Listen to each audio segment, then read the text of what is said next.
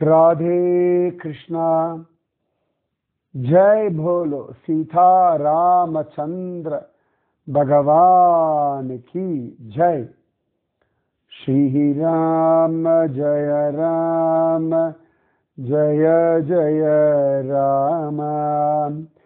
श्री राम जय राम जय जय राम। श्री राम जय राम जय जय राम।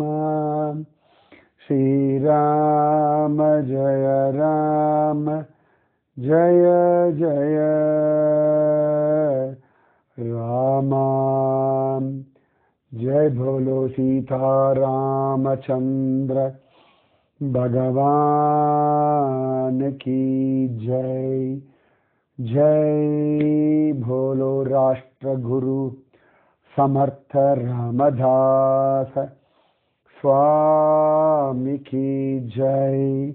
जय भोलो वीर तीर सूरांजनेय स्वामी की जय। जय भोलो छत्रपति शिवाजी महाराज राजे की जय। அமாவாசை தினம் இன்னைக்கு ஆச்சு. 3 நாள்ல அக்ஷய திருத்தியை. இங்க அப்படியே உத்தராகண்டெல்லாம் அப்படி தயாராகின்னு இருக்கு அக்ஷய திருத்தியைக்கு. அக்ஷய திருத்தியை அன்னைக்கு கங்கா மாதா கோவில் திறந்துருவா, யமுனா மாதா கோவில் திறந்துருவா. அழகா ஒவ்வொரு இடத்துலேருந்து மூர்த்திகள் எல்லாம் இன்னைக்கு மக்குமத் நாளைக்கு துங்குநாத் பகவான் அவருடைய இடத்துக்கு வந்துடுவார். இன்னைக்கு இமாலயத்தில் ரொம்ப அழகா தேவரியா தால் அந்த குளத்தை பார்த்துட்டு வந்தோம். அழகா ருத்ரப்பிரயாகையிலிருந்து துங்கநாத் வர வழியில சாரி அப்படின்னு ஒரு கிராமம். அந்த கிராமத்திலேருந்து தங்கிட்டு அழகா ஒரு 3 கிலோமீட்டர் ட்ரெக்கிங், ஒரு 1.5 மணி நேரத்தில் ஏறிட்டோம். அந்த ஏறினதுக்கு அப்புறமா அந்த மலை மேல ஒரு குளம் அப்படின்றது கற்பனை கூட பண்ணி பார்க்க முடியாது. மேன்மேடுனா கூட பிரமிப்பா இருக்கும். அது இயற்கையாகவே அப்படி அமைஞ்சிருக்கு. அத்தனை அழகான ஒரு குளம். அதாவது இயற்கை அட் இட்ஸ் பெஸ்ட். அவ்வளவுதான். நிஜமாவே அன்அடல்ட்ரேட்டட் இயற்கையை பார்க்கணும் அப்படின்னா அப்படியே அங்கே பார்த்த எனக்கு இன்னைக்கு என்ன அதிசயம்னா குட்டி குட்டி குட்டியாக காட்டுப்பூ. அதில் அவ்வளோ பெரிய தேனீக்கள் கொயின்னு. சாதாரணமாக தேனீக்கள் நான் பார்த்துருக்கேன். ஆனால் இத்தினூண்டு காட்டுப்பூக்கு. அந்த காட்டுப்பூ பார்த்தா நம்ம விரல் நகம் சைஸ் கூட இருக்காது, அதை விட சிரிச்சது. என்ன சொல்ல, ஒரு மிளகை விட கொஞ்சம் பெருசாக இருக்கும், ஒரு பெப்பரோட கொஞ்சம் பெருசாக இருக்கும்னு வச்சுக்கோங்களேன். இத்தினூண்டு பூ, அதுக்கு அவ்வளவு தேன் இருக்கு போல இருக்கு. அது அந்த பூவை போல 3 மடங்கு சைஸ் இருக்க தேனியெல்லாம் உட்காந்துட்டு அதுல தேன் குடிச்சுட்டு இருக்கு. அவ்வளவு அழகு. அந்த தேவரியாத்தால் ரொம்ப விசேஷம். மகாபாரதத்துல காண கிடைக்கக்கூடிய ஒரு இடம். அந்த போல அந்த இடம் யக்ஷ பிரஸ்னம் நடந்த இடம் அப்படின்னு காண கிடைக்கிறது. பிரஸ்னம் அப்படின்னா கேள்வின்னு அர்த்தம். யக்ஷ பிரஸ்னம், யக்ஷன் கேட்ட கேள்விகள், யக்ஷ பிரஸ்ன ஸ்தலம். இன்னைக்கும் கேரளாவில் பார்த்தோம்னா ஏதான கோவில் ஏதான முக்கியமான பிரச்சனை வச்சு பார்க்கலாம், பிரச்சனம் பார்க்கணும் அப்படிங்களா. பிரச்சனம்னா வச்சு பார்த்து அந்த கேள்வி கேட்பா, அந்த கேள்விக்கு தெய்வானுகிரகமாக பதில் கிடைக்கும். அதுதான் பிரச்சனம் வச்சு பார்க்கறது. பிரஷ்னக அப்படின்னா கேள்வின்னு அர்த்தம். பிரஷ்னம். மகாபாரதத்தில் இவர்கள்லாம் வனவாசத்தில் இருக்கும் பொழுது ஒரு நாள் ரொம்ப தண்ணி தாகம் எடுக்கிறது, எங்கேயுமே தண்ணி கிடைக்கல. அப்ப யுதிஷ்டிரன் சொல்றார், நகுலன் சகதேவன் பீமன் அர்ஜுன் இவெல்லாம் இருக்கும்பொழுது சொல்றார், மரத்து மேலே ஏறி எங்கிருந்தாவது தண்ணி கிடைக்கிறதா பாரு அப்படின்னு சொல்லும்பொழுது அழகா மரத்து மேலே ஏறிட்டு ஜம்முன்னு சொல்றான். யார் சொல்றான்னு கண்டுபிடிச்சு சொல்லுங்க, நகுலனா சகதேவனான்னு கண்டுபிடிச்சு சொல்லுங்க. அப்ப அவன் சொல்றான், நான் அங்க தூரத்துல நிறைய பறவைகள்லாம் பறந்துண்டு விளையாடிட்டு இருக்கு. அப்ப அங்க நீர்நிலை இருக்கும். சரி போய் தண்ணி எடுத்துட்டு எல்லாருக்கும் குடிக்கிறதுக்கு நான் அனுப்புறேன். நிஜமாவே அந்த குளத்தை பார்த்தா தண்ணி குடிக்கணும்னு தான் தோணும். அத்தனை ஒரு ஃப்ரெஷ் வாட்டர். காத்தால பார்த்தா தண்ணி நீளமா இருக்கும், மத்தியானம் பார்த்தா பச்சையா இருக்கும். தண்ணி கலர்லாம் மாறாது. ஆகாசத்தினுடைய ரிஃப்ளெக்ஷன் மார்னிங் ஃப்ரெஷ்ஷாக இருக்கும் பொழுது சன்ரைஸ் அந்த சமயத்தில் தண்ணி நீளமாக அப்படி ஜம்முன்னு தெரியும். சன்ரைஸ் ஆகி கொஞ்சம் கொஞ்சமாக மாற மாற மாற மரத்தினுடைய அந்த அந்த பச்சைத்தன்மை வரும். அப்போ பச்சையாக தெரியும். கையில் தண்ணி எடுத்து பார்த்தா வெள்ளை வெளியேறு தான் இருக்கு. நான் எடுத்து பார்த்தோம்னா எனக்கு தெரியும். அப்போ நான் தண்ணி குடிக்க போகிறான். அங்கே ஒரு குரல் மட்டும் கேட்கறது, இது என்னுடைய குளம், நான் கேட்குற கேள்விக்கு பதில் சொல்லாமல் தண்ணி குடிக்கக்கூடாதுன்னு சொல்ல. அவனுக்கு கோபம் வந்து முதல்ல தண்ணி குடிக்கிறான், அப்புறம் பதில சொல்கிறேன்னு சொல்லு. தண்ணி குடிச்சு அவன் கீழே விழுந்து இறந்துடுறான். போனவன் வரலைன்னு இன்னொருத்தன் அனுப்புகிறார். அவனும் போனான், அவனுக்கும் இதே நிலமாகிறது. அவனும் விழுந்தான், இறந்து போயிட்டான். அடுத்தது அர்ஜுனன், அப்புறமா பீமன், எல்லாரும் போய் எல்லாரும் விழுந்துட்டான். யாருமே அந்த கேட்குற குரலுக்கு ப்ராப்பராக ரெஸ்பாண்ட் பண்ணலை. முக்கியமாக நம்ம எல்லாருமே இப்போ பொதுவாக ஒரு இடம் இருக்குன்னா, பப்ளிக் ப்ராப்பர்ட்டின்னா அதை நம்ம பார்க்கலாம். எல்லாரும் அதை மிஸ்யூஸ் பண்ணுவோம். எல்லாரும் அதை வந்து என்ன சொல்கிறது, அவாவா இஷ்டத்துக்கு தலகால் புரியாமல் ஆடுவாங்க. நம்ம சாதாரணமாக நம்ம தேசத்தில் பார்க்கலாம். பப்ளிக் ப்ராப்பர்ட்டினா அதோட மெயின்டெனன்ஸ் கதையே வேறு தான். ப்ரைவேட் ப்ராப்பர்ட்டினா அதோட மெயின்டெனன்ஸ் கதை வேறு தான். யுதிஷ்டனும் கடைசியில் அங்கே வரார். அவருக்கும் அதே கேள்வி கேட்கறது, அப்புறம் பதில் சொல்கிறார். யக்ஷ ரூபத்தில் இருந்துட்டு கேள்வி கேட்கறது யம தர்மராஜா. அதன் பிறகு சரி, ஒரு தம்பிகளில் யாராவது ஒருத்தனை உயிர் பிழைக்கத்தானே யார் வேணும்னு கேட்க, மாதாவினுடைய ஒரு பிள்ளைய கொடு அப்படின்னு சொல்லு. அது எந்த பிள்ளைன்னு சொல்லுங்க, சகதேவனா நக்குலானா? ஏன் அவளை கேட்குறேன்னா, இல்லை எங்கள் அம்மா குந்திக்கு ஒரு புள்ள நான் இருக்கேன், மாதாவுடைய ஒரு பிள்ளை வேணும் அப்படின்னு. இவ்வளவு தூரம் பாரபட்சம் இல்லாமல் நீ தர்மத்தை ஃபாலோ பண்ணுறதுனால உனக்கு எல்லா தம்பிகளையும் தரேன்னு சொல்ல. அந்த யக்ஷன் ஸ்வயம் யம தர்ம ராஜா. இதெல்லாம் நடந்த ஒரு இடத்துல இன்னைக்கு நாங்கள் இருந்தோம். 1 மணி நேரம் 1.5 மணி நேரம் அப்படியே நாங்கள் பாட்டுக்கு என்னமோ சரியா சொன்னால் ஒரு ப்ரைவேட் ப்ராப்பர்ட்டி மாதிரி நாங்கள் பாட்டுக்கு உட்காந்துட்டு பார்த்துட்டு பேசிட்டு, அப்பா ஆளே கிடையாது. லிட்டரலாக நாங்கள் மட்டும்தான் இருந்தோம். அப்படி ஒரு அது இமாலயம் வந்தாச்சுன்னா உங்களுக்கு ஒன்றுமே தெரிய வேண்டாம். அந்த இடத்தினுடைய மகாத்மியம் கூட புரிய வேண்டாம். ஜஸ்ட் அந்த இடத்த பார்த்துட்டு இருந்தாலே மனசில் நம்ம ஒன்றும் இல்லை, பகவான் பெரியவன், உலகம் பெருசு, இயற்கை பெருசுன்ற புத்தி தானாக வந்துடும். அது இன்னைக்கு நாங்கள் இறங்கி வரும்போது பார்த்தா ஒரு 6 வயசு குழந்தை அழிச்சுட்டு போகிறோம் ட்ரெக்கிங். 6 வயசு குழந்தைகள்லாம் நிஜமாவே அன்பிலீவபிள். அழகாக அதுவும் நடக்குது, இப்படி ஏறின்னு இருக்கு. அத்தனை விசேஷமாக இன்னைக்கு அதெல்லாம் பார்த்துட்டு துங்கநாத் பகவானுடைய வாசலையும் பார்த்து, வாசல்னா மலை ஏறுற வாசல், கோவில் வாசல் போகிறது 3 கிலோமீட்டர் ஆகிடும். அதெல்லாம் தரிசனம் பண்ணிட்டு நாங்கள் இன்னைக்கு மண்டல் அப்படின்னு ஒரு இடத்துல உட்காந்துன்னு இருக்க. இன்னைக்கு கூட இங்கே ஒரு ஆயுர்வேதா கார்டன்லாம் இருக்குது. அதுக்குள்ளே போய் எல்லாம் போய் பார்த்துட்டு சுகம். அப்போ கூட ஒரு எக்ஸ் மிலிட்ரி மேன் தான் எங்களுக்கு எல்லாத்தையும் காட்டி கொடுத்தார். அவர் பகவானோட கிருப்பை இங்கே வேலை, ஏன்னா இங்கே ஒன்றும் சோரிலாம் கிடையாது, திருட்டுத்தனம்லாம் கிடையாது, அது பெரிய டென்ஷனே கிடையாது, லைஃப் ரொம்ப ரிலாக்ஸாக போயிட்டு இருக்கு அப்படின்னு சொல்லிட்டு இருந்தார். நிஜமாக அது உத்தராகண்டுடைய ஒரு பெரிய பலம். இங்கே எந்த ஊர்லேருந்து யார் வந்தாலும் அவள் பாட்டுக்கு அதிதி தேவோ பவ, அது இங்கே பார்க்கலாம். அவ்வளோ அழகாக மரியாதையாக நடத்துவா, எல்லா ஹெல்ப்பும் பண்ணுவா, ரொம்ப மனிதாபிமானத்தோடு இருப்பாள். ரொம்ப ரொம்ப அழகாக இருக்கும். பைசா பைசா பைசா பைசான்னு பைசா பின்னாடி ஓடுற ஜனங்கள் கிடையாது, கடும் உழைப்பாளிகள். அது மாதிரி அந்த உழைப்பு வேணும் வாழ்க்கையில். எந்த ஒரு விஷயத்துக்குமே அந்த எஃபர்ட்ஸ் ரொம்ப ரொம்ப ரொம்ப முக்கியம். அந்த எஃபர்ட்ஸ் எப்படி போடணும்னு தான் குரு நமக்கு சொல்லித்தரார். ஏன்னா நம்மளுடைய எஃபர்ட்ஸ் பல சந்தர்ப்பங்களில் நம்ம வாழ்க்கைக்காக இருக்கிறதே இல்லை. நிறைய பேர் நான் பார்ப்பேன், சின்ன வயசுலலாம் பார்க்கும் பொழுது, அதுக்கப்புறம் கூட பார்க்கலாமே, தமிழ்நாட்டிலலாம் ஒரு சினிமாவுக்கு அவ்வளோ செலவு பண்ணுவாள்.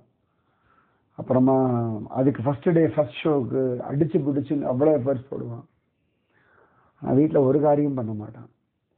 இப்போ கூட பார்த்த சமீபத்தில் ஏதோ ஒரு டிவியில் ஏதோ ஒரு இந்த ஐபிஎல் மேட்சுக்கு ஏதோ ஒரு டீம் சப்போர்ட்டர், பெரிய பணக்காரன்லாம் ஒன்றும் இல்லை, கடனை உடனெல்லாம் வாங்கி பசங்களை அழிச்சுன்னு கொண்டு வந்து ஐபிஎல் மேட்ச் காட்டி அவளோட ஸ்கூல் ஃபீஸ் எல்லாம் கட்டுறதுக்கெல்லாம் இருக்குது. இப்போ ஜூன் மாதம் வருது.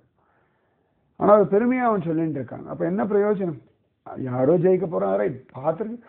அந்த நிலைமை அந்த ஃபைனான்ஸ் அவன் வளர்த்துட்டு போய் பார்த்தான்னா நத்திங் ராங், ஓகே ரைட், அவனுக்கு இருக்கு போகிறான். குழந்தைகளுக்கு பள்ளி கூடத்துக்கு செலவுக்கெல்லாம் இருக்குது, அதான் அப்புறம் பார்த்துக்கலாம், முதல்ல இது பார்ப்போம்னு சொல்லி அவன் அப்படியே சொல்கிறான். அவன் சொன்னது தான் நான் சொல்கிறேன். அப்போ நம்முடைய முயற்சிகள், நம்முடைய மனோபலம், நம்முடைய எமோஷன்ஸ் நமக்கு உபயோகமாகணும். ஹிமாலயா வந்தோம்னா உடம்புடைய மகாத்மியம் நல்லா புரியும். உடம்பு ஹெல்த்தியாக வச்சுருந்தாதான் இங்கே வந்து யாரையும் தூக்கிலாம் போக முடியாது. அவாவா காலில் ஏறணும், அவாவா கண்ணால் பார்க்கணும், அவாவா திரும்ப இறங்கி வரணும். அப்போ தான் ஆனந்தம் இது. அப்போ நம்முடைய உழைப்பு, நம்முடைய எமோஷன்ஸ் நமக்கு நன்மை செய்வதாக இருக்கணும். இதெல்லாம் ஞாபகம் வச்சுக்கோங்க. நம்ம உழைப்பு வந்து எங்கேயோ யாருக்கோ விரயமாயிடக்கூடாது. நம்முடைய உழைப்பு நமக்கு பிரயோஜனமாக இருக்கணும்.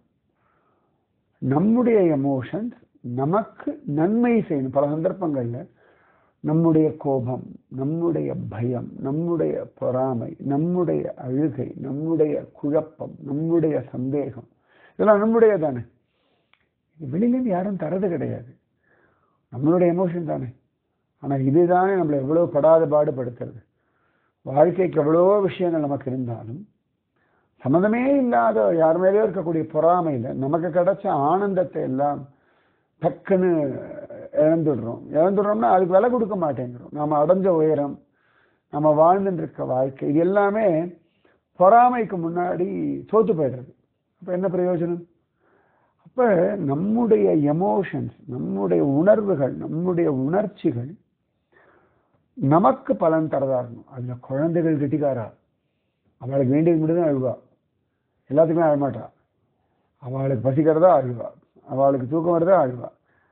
நல்லா கவனிச்சு பாருங்க, அந்த குழந்தைகள் அதுக்கு ஏதான ஒரு தொந்தரவு, அதுக்கு ஏதானும் பிரச்சனைன்னா மட்டும்தான் அழுமை ஒழிய எல்லாத்துக்கும் டென்ஷன் ஆகி, எல்லாத்தையும் யோசிச்சுட்டு, எல்லாத்தையும் கம்பேர் பண்ணிட்டு, எல்லாத்துக்கும் அடுத்த வாழ் டிபெண்ட் பண்ணிட்டு அப்படிலாம் இருக்காது. எப்பயும் வாழ்க்கை முழுக்க டிபெண்டன்சி தான் ஒரு ஸ்டேஜ் வரைக்கும் அதுக்கு. ஆனால் அதோடைய எமோஷன் அதுக்கு ஏதாவது அழுதல் கொடுத்தாலும் அதை படிச்சிருச்சு அடுத்த வேலையை பார்க்கும். இந்த அழுகையோடைய விஷயத்தை அப்படியே மனசில் வச்சுண்டு, அன்றைக்கி எனக்கு அழகா விட்டுவிட்டாங்க அம்மா, அன்றைக்கி எனக்கு சாக்லேட் தரல, அதெல்லாம் நினைக்காது. மறந்து விட்டு ஐயா அம்மா இப்போ சாக்லேட் கொடுத்தான்னு சந்தோஷமாக போயிடும். அப்போ நம்முடைய மனசினுடைய உணர்வுகள், உணர்ச்சிகள், எமோஷன்ஸ் நமக்கு உபயோகம் ஆகணும். இதை நல்லா ஞாபகம் வச்சுக்கோங்க. சமர்த்த ராமதாஸ் அப்படித்தானே பண்றார். அக்கா பாயியோ, வேணா பாயியோ, கல்யாண் சுவாமியோ, உத்தவோ, இல்லாட்டி சத்ரபதி சிவாஜியோ, இவ 5 பேரே எடுத்துப்போங்க.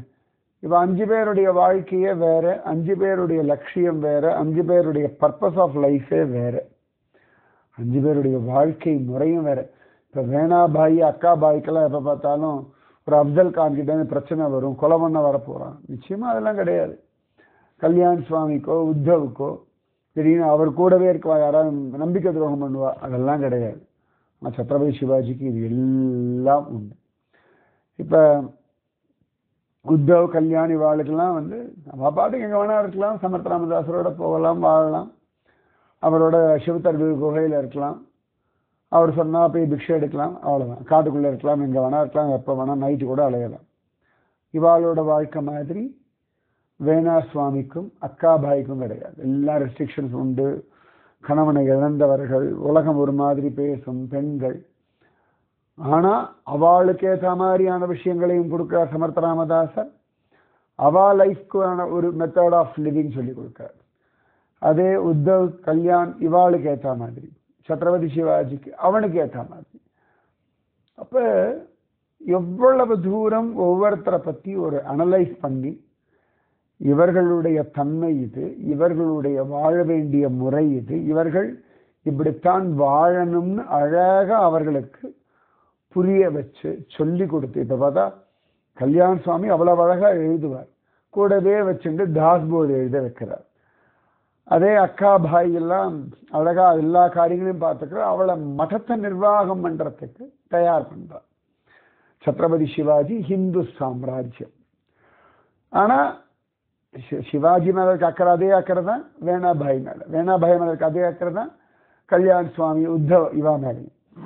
இதேதான் யாரை பார்க்கிறாலும் ஒரு எந்த ஊருக்கு போனாலும் சரி, இல்லாட்டி இப்ப கூட அவ்வளவு அழகா அந்த எரும மாடு அதுக்கு நெத்திய திலகம் வச்சு அந்த முஸ்லீமை புரிய வச்சுட்டார் இல்லையா, கன்வெர்ட் ஆனவாள்லாம் திருப்பி ரீகன்வெர்ட் பண்ணார். அவா மேலேயும் அதே அக்கறை. அப்ப அத்தனை தூரம் எல்லா பாரத்தையும் சுமந்துண்டு சமர்த்த ராமதாசர் தபஸ் பண்றார். செவித்தர்கள் முதற்கொண்டு ஒவ்வொரு இடங்கள்லையும். ஆனா அதை சுமையா நினைக்கிற, தன்னுடைய தர்மமா நினைக்கிற. இப்ப குழந்தைகள் வளர்க்கறத சுமைன்னு நினைச்சுட்டோம்னா கஷ்டம், தர்மம்னு நினைச்சுட்டா அவ்வளவு அழகா பார்த்து பார்த்து பண்ணும்.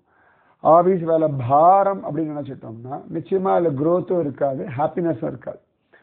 ஓகே, எனக்கு இந்த பாக்கியம் கிடைச்சிருக்கு, இது என்னுடைய தர்மம், எனக்கு இங்க சம்பளம் கிடைக்கிறது, இதனால என் குடும்பம் நன்னா இருக்கு, ஸோ இந்த கம்பெனிக்கு நான் என்னால் பண்ண வேண்டியது நான் அந்தந்த நேரத்துக்கு பண்ணணும். அது அந்த மாதிரி தானே deal, it's a fair deal. அப்போ அதை பண்ணுறதுக்கான அந்த மனோபலம். இப்போ சிவாஜி ராஜா ஆமா போ இவ்வளோ பேரை காப்பாற்றி நான் என்ன சுகத்தை கண்டேன், நான் சௌக்கியமாக இருந்தால் போதாதா அப்படின்னு அவன் நினைச்சாலும் தப்பு. நான் வாழ் எடுத்து எல்லாருடையும் சண்டை போடுறேன்னு கல்யாண் சுவாமி நினைச்சாலும் சரி வராது. ஆனால் அவருக்கு மெத்தேடு வேறு, இவருக்கு மெத்தேடு வேறு. அப்போ குரு உங்க வாழ்க்கை, உங்க சூழ்நிலை, உங்களுடைய தேவை, அதற்கேத்தா போல பகவத் விஷயத்திலையும் பலவிதமாக உங்களுக்கு சொல்லிக் கொடுக்குறார். ஒரே மாதிரி கிடையாது. சில பேருக்கு கர்மயோகம், சில பேருக்கு ஞான யோகம், சில பேருக்கு பக்தி யோகம். அப்படி ஒவ்வொருத்தருக்கும் ஒவ்வொரு விதம். நீங்க என்ன பண்ணணும், உங்க குரு உங்களுக்கு எந்த மெத்தடை சொல்றாரோ அந்த மெத்தடை ஃபாலோ பண்ணிட்டு போனா மட்டும்தான் உங்களால பக்தியினுடைய அந்த ருச்சியை உங்களால உணர முடியும். இப்ப நாங்க இன்னைக்கு அந்த ஆயுர்வேதா ஒரு பெரிய தோட்டம், ஒரு எத்தனையோ ஏக்கர், ஒரு 3 ஏக்கர் மாதிரி மேல கூட இருக்கும். அதுல போறோம், நிறைய செடி கொடி காய் பழமெல்லாம் இருக்கு. அங்க கூட வந்தவர் அவர் ஒவ்வொன்று சொல்றார். சிலதெல்லாம் நமக்கு தெரிஞ்ச மரம் செடி கொடியா இருக்கு. அப்புறம் திடீர்னு ஏதோ காட்டு செடியிலையும் எதையோ பிச்சு கொடுத்து சாப்பிடுவோம் நல்லா இருக்கும்ன்றார். நாங்கள் காதெல்லாம் கூட பார்த்தோம், ஆனால் சாப்பிடலாமா வேண்டாம் நமக்கு தெரியல. ஆனால் அவர் சொல்லி எடுத்து சாப்பிடுவோம். அப்போ நம்பிக்கை, ஆனால் அவர் இந்த ஊருக்காரர் அவருக்கு தெரியும் அப்படின்னு. இன்னைக்கு தான் முதல் தடவையாக பார்க்குறோம். ஆனால் அவர் ஆசையோடு எடுத்து கொடுக்குறார், சாப்பிட்றோம். அப்போ அவர் மேலே ஒரு நம்பிக்கை, இவர் எதையான கொடுத்துட்டாருன்னா என்ன பண்ணுற சந்தேகப்பட்டன என்னத்துக்காகும். அப்போ இந்த இடத்துல அவருக்கு விஷயம் தெரியும், அவருக்கு எடுத்து கொடுக்குறார். ஒவ்வொரு மரத்தை பற்றியும் சொல்லிட்டு இருந்தார். அப்போ அந்த மாதிரி தான் குரு உங்களுடைய தன்மை, உங்களுக்கு என்ன தேவை, எதை பண்ணா நீங்க உங்க வாழ்க்கையில சந்தோஷமா நிம்மதியா திருப்தியானா at the end of the day நீங்க சந்தோஷமா இருக்கணும். நீங்க என்ன அடைஞ்ச என்ன கிடைச்சது அது இல்லை. At the end of the day நீங்க பண்ண வேண்டியதுதான் கரெக்டாக பண்ணியாச்சா, ரைட், ஐ எம் ஹாப்பி. அப்ப அதுக்கு தானே உங்களை ப்ரிப்பேர் பண்ணணும். இப்போ ஒரு 6 மாச குழந்தை இருக்குன்னா அம்மா அதுக்கு பால் பாயசம் தரேன்னு தரமாட்டா, இல்லை நல்லா இட்லி வச்சிருக்கேன் மல்லிப்பூ மாதிரி இட்லி இருக்குன்னு தரமாட்டா. 6 மாச குழந்தை அன்னப்பிராசனம் ஆயிருந்தாலும் கூட அதுக்கு தண்ணியில ஊற வச்சு அந்த இட்லியை லேசாக நசுக்கி அப்புறம் கொஞ்சம் கொஞ்சமா கொடுப்பா. அதே ஒரு 16 வயசு குழந்தைக்கு இட்லி சாம்பார் சட்னி மிளகாப்பொடி இதெல்லாம் போட்டு இந்த சாப்பிட நல்லா சாம்பார்டா ஃபர்ஸ்ட் கிளாஸ் காய்டா உனக்கு பிடிக்குமே இந்த காய் அப்படின்னு சொல்லுவா. அப்போ 6 மாச குழந்தைக்கு கொடுக்குற அம்மா தன்னுடைய 6 வயசு குழந்தைக்கோ 16 வயசு குழந்தைக்கோ கொடுக்குற மெத்தடு வேறு. ஸோ அதுக்கு ஜீரணமாகணும், அதே ஹாப்பி ஆகணும், அதுக்கு அது பிடிக்கணும். ஸோ குரு உங்களை உங்க வாழ்க்கையில நீங்க நிம்மதியா இருக்கிறதுக்கு, நீங்க சந்தோஷமா இருக்கிறதுக்கு, நீங்க திருப்தியா இருக்கிறதுக்கு அதானே முக்கியம். நீங்க உலகத்துல எந்த ஒசரம் போற, என்னெல்லாம் நீங்க உலகத்துல ஸ்டேட்டஸ் சம்பாதிச்சிருக்கு, எவ்வளவு பணம் வச்சிருக்கு, இல்லாட்டி எவ்வளவு பெரிய பொசிஷன் அடைஞ்சிருக்கு, இதெல்லாம் ஊர் உலகத்துக்கு நல்லா இருக்கும். உங்களுக்கு நீங்க ஹாப்பியா இருக்கணும் இல்லையா. குழந்தை மாதிரி உங்க கையில் ஐபோன் இருக்கோ இல்லையோ நீங்க ஹாப்பியா இருக்கணும். சரி இந்த ஐபோன் போய் எடுத்து அடுத்த ஐபோன் வாங்கிக்கலாம் அப்படின்னு தோன்ற அளவுக்கு பணமும் இருக்கணும். ஸோ அந்த ஹாப்பினஸ் உங்க மனசை பொறுத்தது. ஸோ திரும்ப திரும்ப திரும்ப திரும்ப உங்க மனசுக்கான ஹிதம் எதுவோ அதை பிராதான்யமா கொண்டுதான் குரு உங்களை ட்ரெயின் பண்றார். முன்ன மனசுல எழுதி வச்சுக்கோங்க. ஒவ்வொருத்தரையும் ஒவ்வொரு விதமாகத்தான் பக்குவப்படுத்துவார். பழங்கள் சாப்பிட்றதுக்குன்னு ஒரு முறை இருக்கு. இப்ப சில பழம்லாம் தோலோட சாப்பிடுவோம், அதுக்காக வாழைப்பழத்து தோலோட சாப்பிட முடியாது. சிலதெல்லாம் பழத்துடைய தோலை தூக்கி போட்டு வெளில உள்ள இருக்கிறத சாப்பிடுவோம். சிலதெல்லாம் பழத்தை தூக்கி போட்டு உள்ள இருக்க கொட்டையை மட்டும் எடுத்துப்போம்.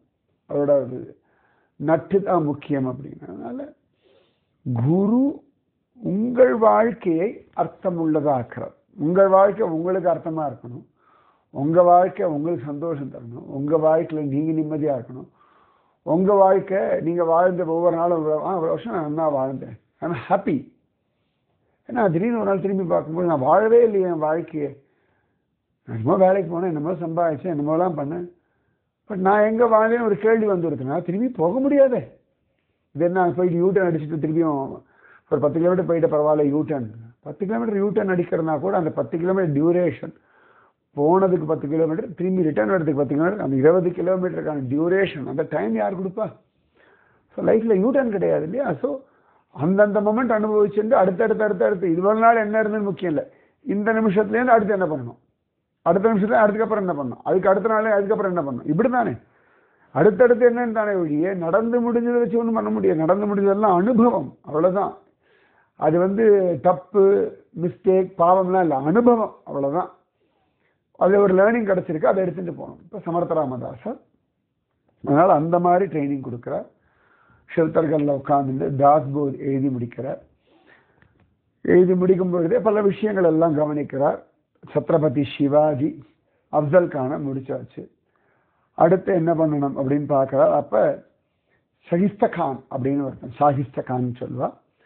அவன் ரொம்ப அட்டகாசம். முக்கியமா அவன் சிவாஜிக்கு பிடிச்ச ஒரு ஃபோர்ட்டை பிடிச்சுடுறான். அதை கண்டுபிடிச்சு சொல்லுங்க பார்க்கலாம், எந்த ஃபோர்ட் அப்படின்னு. சிவாஜிக்கு ரொம்ப பிடிச்ச ஒரு ஃபோர்ட்டை அவன் பிடிச்சுடுறான். சிவாஜி மகாராஜா அவருக்கு சென்டிமெண்டலாகவே அதில் ரொம்ப டிஸ்டர்ப் ஆகும். நமக்கு பிடிச்சது ஒருத்தன் அபகரிக்கிறான்னா, அதுவும் சத்திரியனா இருக்கும்போது ரொம்ப கோபம் வரும். சாதாரணமா நமக்கு பலம் இல்லைன்னா சரி, நமக்கு வாச்சது அவ்வளவுதான், கடவுள் நமக்கு கொடுத்தா எடுத்துட்டா இவ்வளவுதான் நிற்போம். பலமுடையவன் அது எப்படி தன்கிட்ட இருந்து போகலாம், அது போக எடுத்து விட மாட்டேன்னு திரும்பி சண்டை போடுவான்.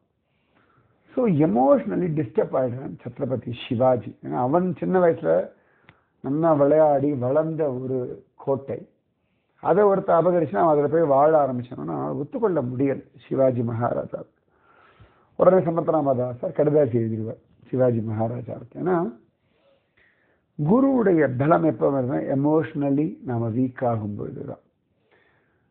ஒரு ஸ்டெபிளைசர்லாம் எதுக்கு இருக்கு, நம்மள அந்த கரண்ட்டை ஸ்டெபிளைஸ் பண்ணி அந்த ப்ராடக்ட் நாசமாகாமல் இருக்கிறதுக்கு. இப்போ முக்கியமாக ஏசி ஃப்ரிட்ஜுக்கெல்லாம் ஸ்டெபிளைசர் வைப்போம்.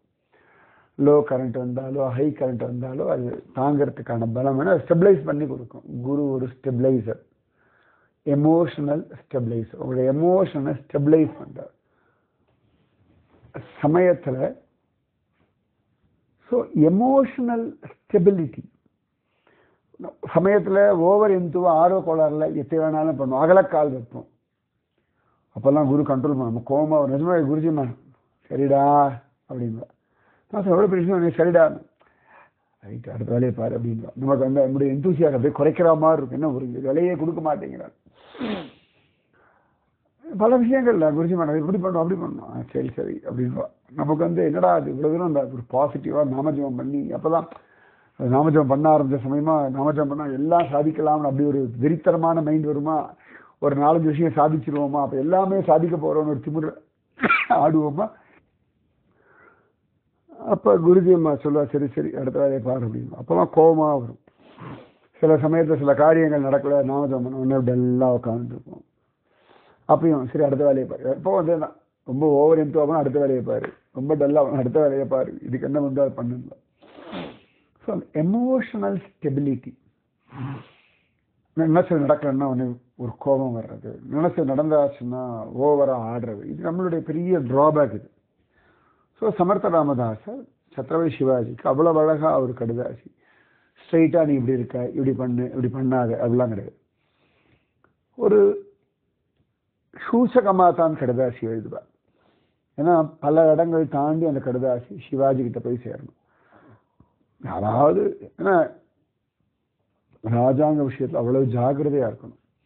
இன்னைக்கெல்லாம் சொல்றோம்ல, கவர்மெண்ட் வெப்சைட்டை ஹேக் பண்ணிட்டா, இன்டர்நெட்ல எல்லா டேட்டாஸும் ஹேக் பண்றா, நம்மளுடைய பேஜ் ஹேக் பண்ணிட்டா, யூடியூப் ஹேக் பண்ணிட்டான்னு சொல்றாரு. அந்த காலத்தெல்லாம் பலவிதமா இது போகும். இந்த சமயத்துல என்ன ஆகும்னா, ராஜாக்கள் யாராவது கடுதாசி எழுதி அனுப்புவா, வழியில வேற யாராவது வாங்கி பார்த்துட்டு அதே மாதிரி டூப்ளிகேட் கடுதாசி ரெடி பண்ணி மேட்டரை தப்பா அனுப்புவா. நீ அவங்ககிட்ட சரண்டர் ஆகிடா, அதான் நல்லது அப்படின்னு. இவ வேற ஒன்று எழுதியிருப்பா, பாதியில் ஒருத்தர் வாங்கி அதே மாதிரி எழுதி வேற மாதிரி எழுதி அவரை மாதிரியே கையெழுத்து போட்டு எல்லாம் நடக்கும். இது உலகத்துல எல்லா காலத்திலையுமே மனிதர்கள் தான். எத்தனை டெக்னாலஜி வந்தாலும் அவளுடைய பேசிக்கான காமம், கோபம், பயம், பொறாமை இது அப்படியே தான் இருக்கும். டெக்னாலஜி அட்வான்ஸ் ஆகாத அதுக்கேற்ற மாதிரி அவளுடைய இதுவும் அட்வான்ஸாக இருக்கும். அவ்வளோதான். அன்னைக்கு புறாவை பிடிப்பான், செய்தி அனுப்ப பிடிப்பான், இப்போ ஹேக் பண்ணுவான், இமெயில் ஹேக் பண்ணுவான், பாஸ்வேர்டு ஹேக் பண்ணுவான், அவ்வளோதான். ஸோ அதனால சமர்த்த ராமதாசர் இந்த கடுதாசி என்னமோ ஒரு தத்துவம் மாதிரி எழுதுவார். நேரடியா இப்படி பண்ணு, அப்படி பண்ணாத, இவன் வரப்போறான், அப்படி ஏதோ ஒரு தத்துவம், பிலாசபி. ஆமா, இப்போ எத்தையோன்னு எழுதியிருக்காரு. ஆத்மா சுத்தமானது, சரீரம் ஸ்திரம் இல்லாதது, புத்தி ஷார்ப்பா வச்சுக்கணும். எப்படி விதுரர் யுதிஷ்டருக்கு சொல்லுவார், இந்த காட்டு தீயெல்லாம் வரும்பொழுது ராஜா மேல இருக்க மிருகங்கள் எல்லாம் செத்து போயிடும், எதெல்லாம் வலைக்குள்ள இருக்கோ அதெல்லாம் செத்து போகாது. யுதிஷ்டர் பார்க்கறாரு, இவ வனவாசம் அந்த துரியோதன் சொன்ன இடத்துல போய் தங்க போறா, வாரணாவதம்னு சொல்லுவா, உத்தரகாசியில இருக்கணும் அந்த இடம்னு. இவன் காட்டுக்கு போகும்போது எதுக்கு இதெல்லாம் சொல்றாரு, அந்த இடத்துல போய் தங்க போறோம் கொஞ்ச நாளைக்கு, அவ்வளவுதான, ஒரு ரிசார்ட் மாதிரி, சரியா சொன்னா அந்த காலத்துல ஜங்கிள் ரிசார்ட் மாதிரி அந்த இடத்துல தங்க போறோம், துரியோதன் அமைச்சு கொடுத்துருக்கான், இதுக்கு என்ன காட்டு தீ, வலை, மிருகம் எல்லாம் சொல்றாங்க. ஆனா யுதிஷ்டர் சரி சித்தப்பான்னு சொல்லிட்டு அப்படி கேட்டுட்டே போற, அது யோசிச்சுட்டே போறாரு. அப்ப தீயெல்லாம் பிடிச்சாலும் வழக்குள்ள இருந்தா தப்பிச்சிடலாம். சரி, போன அணிலேருந்து குகை வெட்டுறாராம். அதனாலதான் அவன் தீ வைக்கும்போது அதுக்குள்ள குகை ரெடியா இருந்தாலும் ஓட முடியும். தீ பிடிச்சதுக்கு அப்புறமா கிணறு வெட்ட ஆரம்பிச்சா சரி விட்டுருமா, அதனால முன்னாடியே போன அணிலேருந்து குகை. ரொம்ப அழகா அதெல்லாம் விதுரர் ஒரு சங்கேதமாவே சொல்றார். யுதிஷ்டர் அதை ஆலோசனை பண்ணி அதை டீகோட், சரியா சொன்னா டீகோடு பண்ற. அந்த மாதிரி சமர்த்தராமதாசர் லெட்டர்லாம் டீகோடு பண்ணா மட்டும்தான் புரியும். இன்னைக்கு டாவின்சி கோட்லாம் சொல்றோம்ல, அந்த மாதிரி பல கோடு நம்மால் பண்ணியிருக்கார். நம்ம சமர்த்த ராமதாசர் லெட்டர்ல எழுதி கொடுத்திருக்கார். அதை சிவாஜி மகாராஜா டீகோடு பண்ணி, அந்த மாதிரி சமர்த்த ராமதாசருடைய சில வார்த்தைகளை மட்டும் சேர்த்தா அதுல ஒரு கைண்ட் ஆஃப் இன்ஃபர்மேஷன் வரும். இன்னும் சில வார்த்தைகளை சேர்த்தா அதுல இன்னொரு கைண்ட் ஆஃப் இன்ஃபர்மேஷன் வரும். அது எவ்வளவு புத்திசாலியா இருக்கணும், அது தத்துவமாகவும் இருக்கணும், அதே சமயத்தில் அடுத்த வாழ் புரியக்கூடாது, ஆனால் சிவாஜிக்கு புரியணும். இப்பெல்லாம் இந்த கலரா மாத்தி இந்த கலரெல்லாம் சேர்த்து வச்சா அதுல ஒரு மெசேஜ் வரும் அப்படின்னா சொல்லணும். இந்த பசில்ஸ் எல்லாம் இருக்குமே, அந்த மாதிரி எல்லாம் விஷயம் எழுதி அனுப்புவார். சிவாஜிக்கு தெரியும், ஓகே நான் கொஞ்சம் எங்கேயோ சரியில்லை அப்படின்னு நினைப்பா. கரெக்டாக சமர்த்த ராமதாசர் கடுதாசி நீங்க எங்கேயாவது கொஞ்சம் டீட்ராக் ஆறுனா உங்க குருவினுடைய செய்தி உங்களுக்கு சேரும். டீட்ராக்னு இல்லை, ஒரு டிமோட்டிவேட் ஆயிட்டு, இல்லாட்டி கொஞ்சம் டல்லா இருக்கு, இல்லாட்டி கொஞ்சம் ஓவர் ஆர்வ கோளாறா இருக்குனாலும் கரெக்டா மெசேஜ் அது ஹோல்டு பண்ணிடும். அது குருவினுடைய அக்கறை. இந்த குழந்தைகள்லாம் விளையாடிக்கணும், கொஞ்ச நேரம் சத்தம் கேட்கலன்னா உடனே அம்மா என்னமோ திப்புசம் பண்றதுன்னு பார்ப்பா. கரெக்டா அது எதையானும் பண்ணிட்டு இருக்கும். அது சத்தமா விளையாடுறதுக்கு அம்மாவை கண்டுக்க மாட்டா, இது ஏதோ வேலை பண்ற. சத்தம் போச்சுன்னா எங்கேயோ ஏடாகணும். அதேதான். ஸோ சமர்த்த ராமதாசர் அந்த மாதிரி கடுதாசி எழுதி அனுப்ப சிவாஜி ராஜாவை படிச்சுட்டு அப்படிதான் அப்சல் கான் எல்லாரையுமே ஜெயிக்கிறான். அதே மாதிரி அந்த ஷாஹிஸ்த கான் அவனையும் ஜெயிக்கிறான், அவனையும் வதம் பண்றார் சிவாஜி மகாராஜா. உடனே சமர்த்த ராமதாசர் இந்த கணபதி முன்னாடி போய் நின்றுவார். சிறுத்தர்கள் கணபதி முன்னாடி நின்று விக்னங்கள் சரியாயிடுது, ராமராஜ்யம் வர்றது அப்படிங்கிறார். இப்ப என்ன ஆயிடுதுன்னா, சிவாஜி மகாராஜா நிறைய யுத்தம் எல்லாம் பண்ணிட்டே இருக்கான். யுத்தம் பண்ணும்பொழுது அதுக்கு நிறைய செலவாகுமே, சும்மா கிடையாது. இப்போ அவ்வளோ தூரம் ஆட்கள் அழிச்சுட்டு போகணும்னா அவள் சாப்பாடு நிறைய இருக்கு, அவளுடைய அந்த வெப்பன்ஸ் எல்லாமே பார்க்கணுமே. அப்போ அது எல்லாத்துக்கும் நிறைய பணம் கம்மியாகிறது. ஸோ பணம் சம்பாதிக்கணும். சத்திரிய ராஜா என்ன பண்ண முடியும்? யோசிங்கோ, மீதி விஷயம் நாளைக்கு. ராதே கிருஷ்ணா. ஸ்ரீராம ஜய ராம ஜய ஜய ராம, ஸ்ரீராம ஜய ராம ஜய ஜய ராம. பெருசா கதை போகாத மாதிரி இருக்கும். ஆனா நம்முடைய சமர்த்த ராமதாசர், சத்ரபதி சிவாஜி எல்லாம் எவ்வளவு தூரம் எவ்வளவு ஜாக்கிரதையா ஒரு விஷயத்தை ஹேண்டில் பண்ணி இந்த தேசத்தை அவ்வளவு தூரம் ஹிந்து சாம்ராஜ்யத்தை ஸ்தாபிதம் பண்ணியிருக்கான்ற அந்த விஷயம் நாம புரிஞ்சுக்கணும். ஏன்னா இதெல்லாம் ஹிஸ்டரி புக்ல வர வேண்டிய விஷயங்கள். அட்லீஸ்ட் நெக்ஸ்ட் ஜென்ரேஷன் இதெல்லாம் படிக்கணும். ஏன்னா நம்ம படிக்கிறதெல்லாம் திரும்பி திரும்பி மொகல்ஸை பற்றி தான் நம்ம எல்லாருக்கும் தெரியும். கிளீனாக பேரை சொல்லுவோம். அவன் அப்பா, இவன் புள்ள, லைனா அக்பர், ஹுமாயூன், பாபர், லைனா சொல்லிட்டு வரும். அவுரங்கசீப், அதுக்கப்புறம் எல்லாரும் சொல்லுவோம். ஆனால் நம்ம வீரர்களை பற்றி பெருசாக தெரியல, நம்ம குருமார்களை பற்றி நம்ம ஹிஸ்ட்ரி நமக்கு தெரியாது. நிஜமாவே ஒரு ஹிஸ்ட்ரி மாதிரி தான் போயிட்டு இருக்குது. மீதி விஷயம் நாளைக்கு. जय बोलो राष्ट्रगुरु समर्थ रामदास स्वामी की जय. जय बोलो अत्रि अनसुया देवी की जय. जय बोलो तुंगनाथ भगवान की जय. जय बोलो युधिष्ठिर महाराज की जय. जय बोलो हिमाचल पर्वतराज की जय. राधे कृष्णा. जय बोलो स्वराज्य सिंहासनाधिपति छत्रपति शिवाजी महाराज राजे की जय. राधे कृष्णा.